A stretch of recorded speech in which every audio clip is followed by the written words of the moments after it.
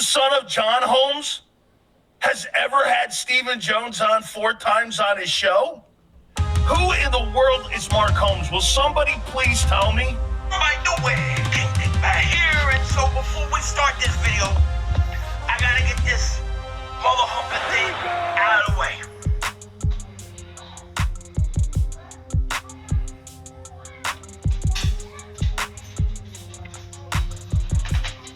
Mark Holmes is my name. Well, good morning, friends. Mark Holmes here for my buddy Cowboy Joe Boo. And as always, I want to say thank you all for watching, commenting, subscribing, and being part of the Joe Boo Sports Report. Without you guys, as well as you ladies, you know that this literally does not work. And we are excited because today it is a short work week for us because we had our holiday yesterday. Shout out to all of the veterans out there. We appreciate all that you have done for each and every one of us. And today is already Tuesday, which means the Dallas Cowboys are back on the field for OTAs. And now we are down to apparently 2-1 because Micah Parsons says he'll be there for OTAs, which is good. It's glad to hear that he's going to be there. He understands he's going to get paid eventually. He knows that it's all about the star, and the better he is, the better he plays, the more money he's going to get. And I'm surprised, actually, because, you know, we keep hearing with Dak Prescott, the quarterback of the Dallas Cowboys, that there's a lot of benefits about being the quarterback of the Dallas Cowboys because of the endorsements and things and so on. You look at how Tony Romo and, of course, Troy Aikman and Moose Johnson, that they've all got great careers after football in the booth. And, of course, all those things are there for you as a bonus being the quarterback of the Dallas Cowboys. Well, shouldn't they say the same thing about Micah Parsons? Micah Parsons, isn't he like now the president of Bleacher Report? Isn't he got his own like podcast that's literally blowing up? Isn't he out there, you know, taking cold baths in Vegas with Kevin Hart and being the ambassador with CJ Stroud in Japan and sumo wrestling? Shouldn't he look at it and say, you know, I am a member of the Dallas Cowboys, and I should be taking a pay cut because of all the bonuses I get. But yet, I haven't heard any of the talking heads say anything about that. Just haven't. For me, I think it's a ridiculous statement because just because your day job, your second gig pays you well, doesn't mean that you should work your other job for free. I don't know if you guys have multiple careers or multiple jobs, but does the other job say, well, you're making a whole lot of money over here on that one, so you should give us a discount? No, I still have to put on the same amount of work as everybody else does doing the same job. Why should I do it for less just because I've been able to take the skills and the profile and make more money elsewhere? And isn't this country built on capitalism? For some reason, there's this whole condensation of people that say, oh, he's just doing it for the money. Oh, he's trying to make money. Isn't that the idea? That you want to live comfortably? You want to make as much money as possible? You want to make generational wealth? I don't know that, you know, we're supposed to be living here like a monk, that all of our worldly possessions we just give away. We're America. We're Americans. It's about the money, about the almighty dollar. And all of us are trying to make as much of it as we can. If we weren't, then Elon Musk wouldn't be out there trying to get a $50 billion payout from Tesla. Because Lord knows he's got enough money for his great grandkids never have to worry about having a child. So there we are with that. Now, we'll be back on, I believe, unless they block me out, on the Dan Saleo show, who he's kind of trashed me in saying that I'm hiding. I'm not hiding from shit. I was out doing some other things for other people, giving back. If they want to say that's hiding, well, so be it. I'll deal with that situation tomorrow. But unlike the talking heads that are all that the Cowboys haven't done anything, that they stink, and they're, not caring about winning, and all of these narratives that we get, I am on the other side of the fence. I look and I say, we have one of the best quarterbacks that played last year coming back, uninjured, going the second year of this offense. I got the NFL leading touchdown receiver and second in yards coming back. I've got a third-year tight end where we have tight ends usually take time to really get good, who erupted on the scene, who could be one of the top tight ends in the NFL. I've got another guy who has always been a quality wide receiver, and I pointed out yesterday how good he was the second half of the season, breaking out. And if he can continue doing what he was doing last year along with CeeDee Lamb and Jake Ferguson, that's going to open up the opportunities for somebody like Jalen Tolbert.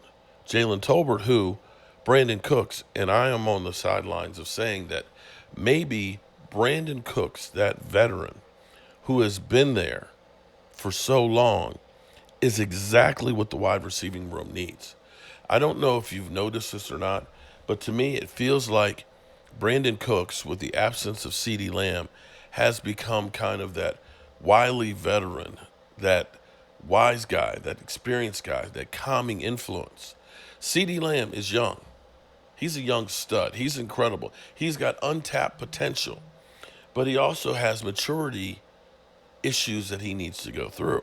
I'm not sure that he is ready to be the de facto leader in the way that Michael Irvin was or that Des Bryant was on there.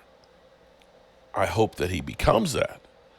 But having a Brandon Cooks who's there, who's motivating guys like Jalen Tolbert and pumping them up and letting you know, because he's gone through and let you know, watch out for a breakout season from Jalen Tolbert.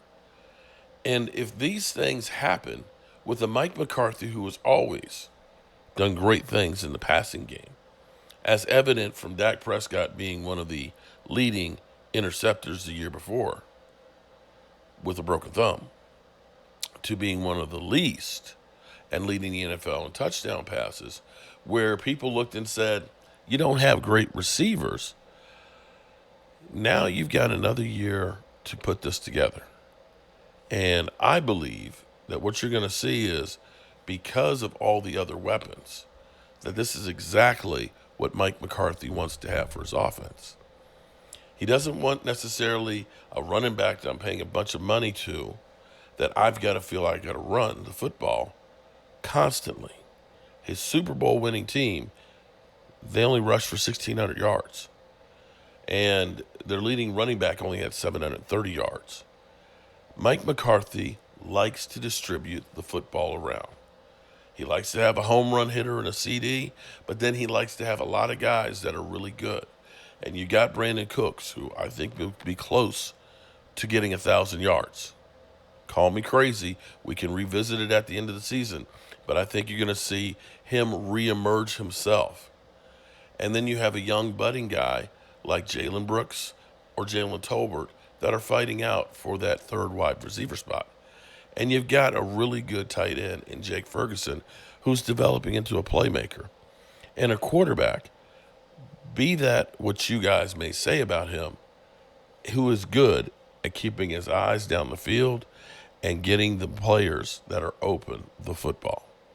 And I think what you're going to see going forward is, one of the problems with the Cowboys is, and you can look at the numbers, Dak Prescott has been one of the best tight window passing quarterbacks. Partially, he had to be because, one, your wide receivers didn't get separation.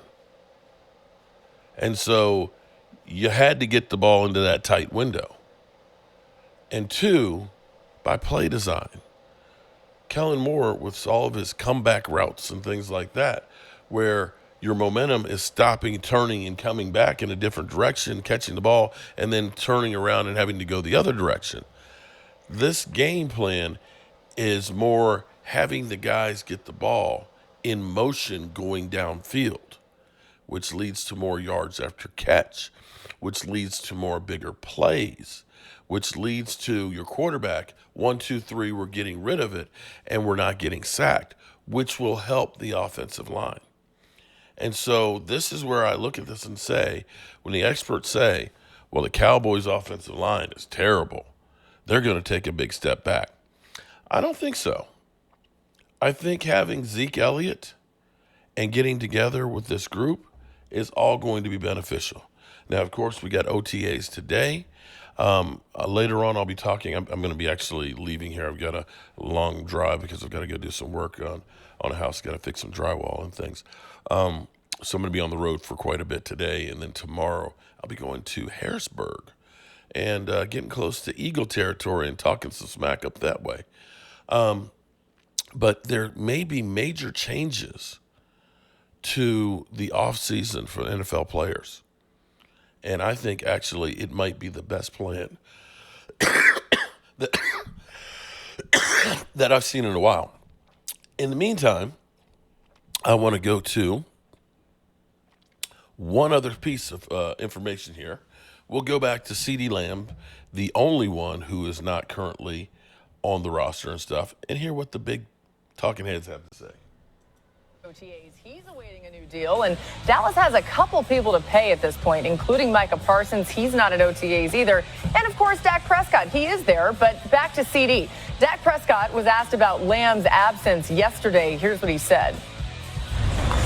In a sense, it's okay that he's not here. That's a big-time player, and he's training. We know what he's doing. We know that he's fine. I've thrown with him a couple of times. I think last time he asked me, I said no, and he's ready to go. He looks like CeeDee Lamb. So the fact these young guys can get in here, they can hear everything, they can communicate, they can understand what I want on routes will be big, and we're going to need some of those guys. Last season, no player accounted for a higher percentage of his team's receptions than CeeDee Lamb. Other than Lamb, the Cowboys only have one other wide receiver on their roster who has at least 25 receptions in their career.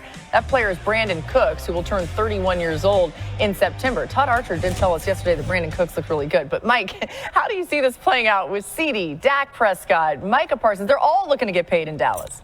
The Dallas Cowboys have made a massive mistake. They're either going to lose CeeDee Lamb or have to dramatically overpay him, and here's why. Dak Prescott can't be franchised. You have to get in a room and get his deal done. I don't know why Dak Prescott isn't signed, but it's critical to remember he cannot be franchised. He has to get signed. Then you have Micah Parsons, arguably the best non-quarterback in our sport. He will be franchised 100%. You can't let a good young pass rusher go. That leaves CeeDee Lamb, who's on the precipice of becoming a free agent. So we already talked about players like Jamar Chase, Justin Jefferson. If CeeDee Lamb's about to walk out the door, I've been there as a GM, you're paying a massive premium. So CeeDee Lamb, I know, is anxious to get a deal done, but the way this could actually play out is very plausible. He will have incredible leverage next offseason. Really quick, D. Wood, I just want to say, as Mike T was just pointing out there, he can't be franchised. It's in his deal. It's not just that they wouldn't want to. They literally can't do it. Go ahead, D. Wood. Yeah, everything has a trickle-down effect in Jerry's world right now, starting with the quarterback. But, you know, we talk about CeeDee Lamb.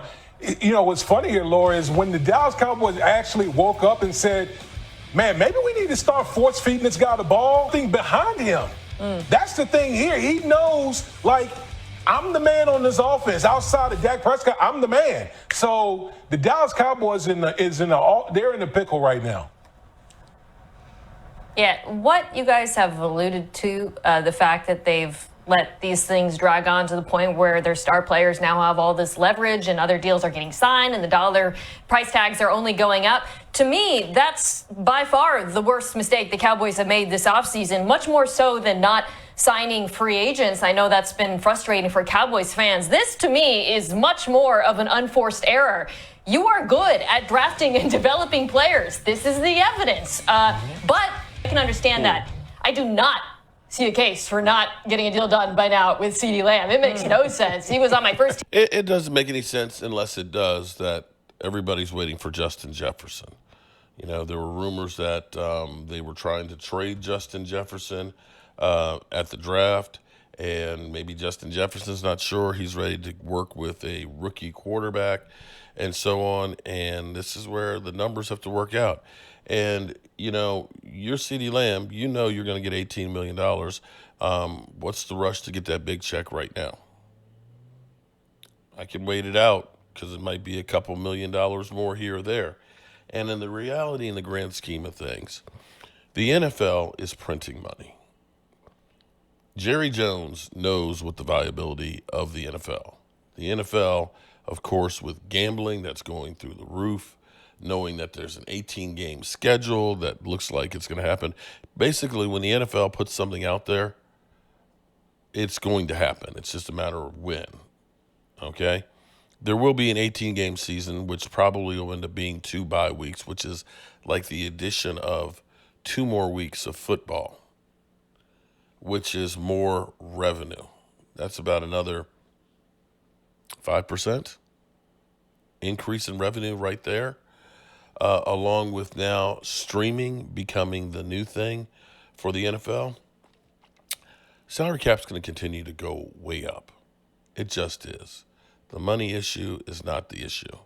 And I'm telling you, the Cowboys will probably bite the bullet of the $55 million this year and, of course, leave all the speculation and conversation about Dak Prescott, because what does Jerry like more than anything else? The drama. So with that being said, I've got some work to do. Let me say shout out to the 21 new subscribers onto Cooking and Tailgating with Joe Boo. I started getting back on keto on Sunday, and so far, down 5 pounds. I'm still a fat ass. I still have a long ways to go, but maybe, just maybe, by the time football season gets here, I'll be back into a reasonable shape, so I can go back and screw it all up again. I'm Mark Holmes, and well,